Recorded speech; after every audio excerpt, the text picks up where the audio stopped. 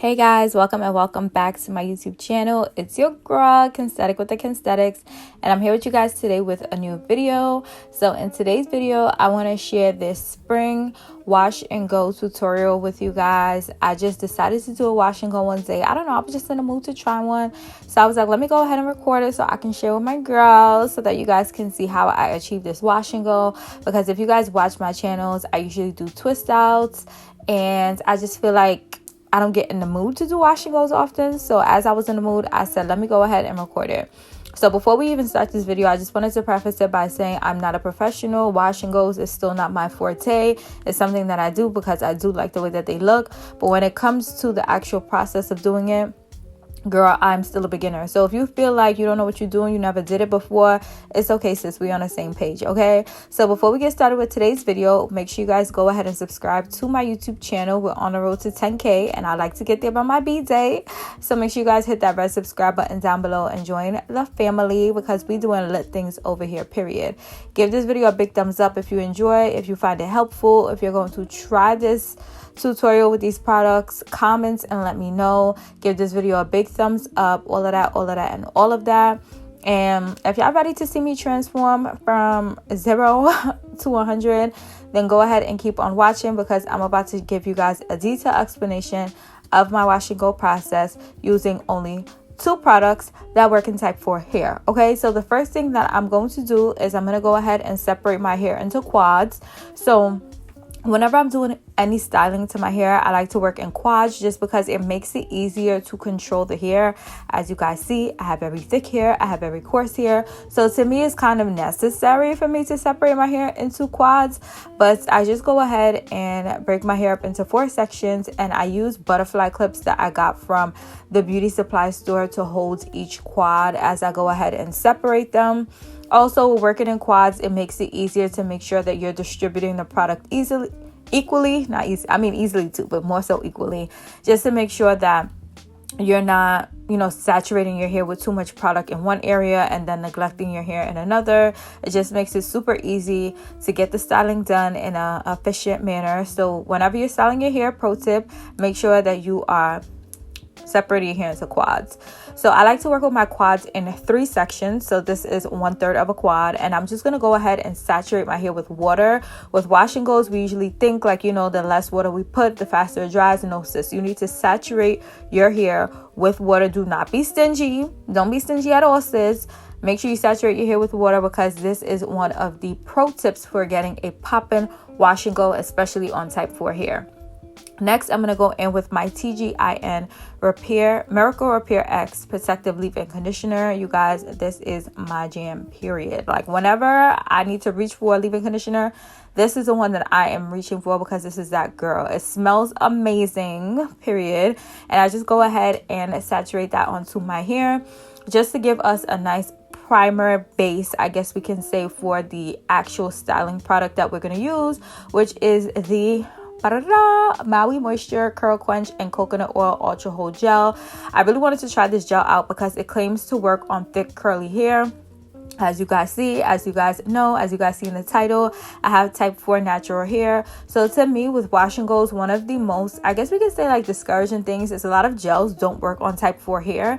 And even though they claim to, even though their description says they do, and they will, sis, some of the times, aka most of the times, they don't be working. So I was like, let me go ahead and try this out because I love Maui Moisture styling products. So I was like, let me see what this is working with, okay? So I went ahead and applied the gel on top of the leave-in conditioner that I use. And yeah, my curls were popping. My hair was nice and moisturized. It was not drying at all. It did a great job giving my hair the moisture, the shine, the bounce that I love in a wash and go. So this gel is in my rotation, okay? It's in my most used rotation. And this is how my hair looks. I went ahead and did the back of my hair just so you guys can see, and I didn't want this video to be long either. So I went ahead and did the back of my hair, and as you guys can see, volume there, bounce there, movement there, stiff where, because I don't see any stiffness. So let me know if you guys see it because I don't see it. But you guys, my hair was looking TF good. Okay, so I wanted to give you guys a detailed step-by-step in the front just so you guys understand exactly what I'm doing. So here I took 1/3 of that front quad, and I'm taking my spray bottle and I'm saturating my hair with a lot of water. When it comes to the spray bottle that you're using, I would recommend to get one that has more of a voluminous spray. Like, it doesn't just target one area, it kind of like sprays, as you guys see this bottle is doing. And I don't like to use infinity spray bottles just because I just feel like these make it easier. And then I go in with my Tgin and leave-in conditioner. And whenever I'm putting the leave-in conditioner in, I make sure I put enough where my curls are starting to pop, because as I mentioned, this is like a primer based situation. And then I went back in and added a little bit more water because I did feel like my hair was kind of dry before I would go ahead and put the gel in. So whenever you feel like you need a little bit more, then go ahead in with your spray bottle and add a little bit more water, because we don't want our hair to be dry. So I'm going ahead, I'm spraying more water just because, y'all, the front of my hair was very dry compared to the back. So I made sure in the front I saturated my hair with a lot of water.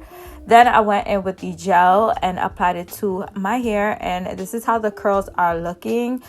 Listen, this gel, y'all, if I didn't convince you already, put it in your cart, buy it, try it out, because this gel, it did its thing. It did more than what we needed it to do. So I'm just going ahead and repeating the same steps in this next section. So once again, start off by saturating your hair with a lot of water. Go in with your leave-in conditioner, and then go in with your styling product, which should be a gel if you're hoping to achieve a wash and go, especially on type 4 hair. I know some hair types could be like, leave-in conditioner and that's it.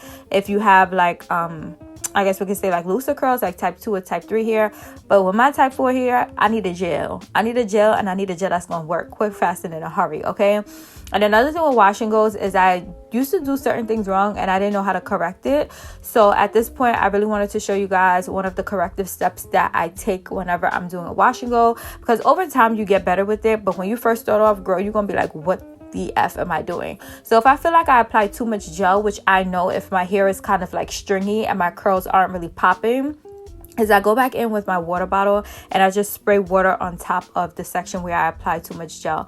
This acts as, I guess we can say, like an eraser to make sure that you have an equal balance of water and styling product in your hair, because if you apply too much gel and your hair is like way down and it's not fluffy, it's not flowy, your wash and go is not going to come out how you think it's going to come out, okay? You're going to have a what I asked for versus what I got situation, and we don't want that at all. So make sure that if you apply too much gel, you just go back in with some water, saturate your hair, and then after you apply the water, kind of like comb through it just to make sure the water is worked in. And sis, you're gonna be a professional before you know it, okay? So this is what my hair looked like after I went ahead and applied the product throughout my whole head.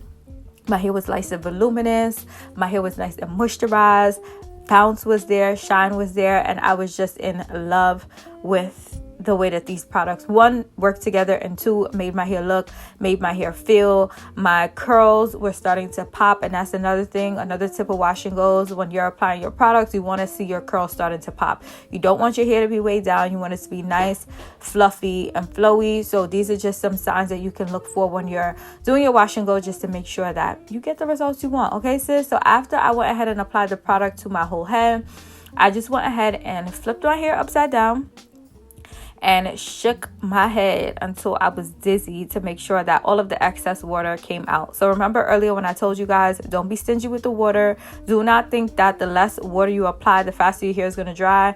It don't work like that. So make sure that before you step out the shower, because I like to do my wash and goes in the shower, you shake all of the excess water out of your hair, because this helps to expedite the drying process of the wash and go. So don't leave the shower with your head soaking, wet, thinking you're going to be sitting there for all 12 and 10 hours to make your hair dry. No. Shake the excess water out of your hair, because this helps to have your hair dry faster. And I go ahead and I put my hair in the position where I want it to lay, just so that as it's drying, it kind of like knows its form and I don't have to manipulate it too much after it does dry. So what I did is I just shook my head until all of the excess water came out, and I did air dry my hair for about 4 or 5 hours.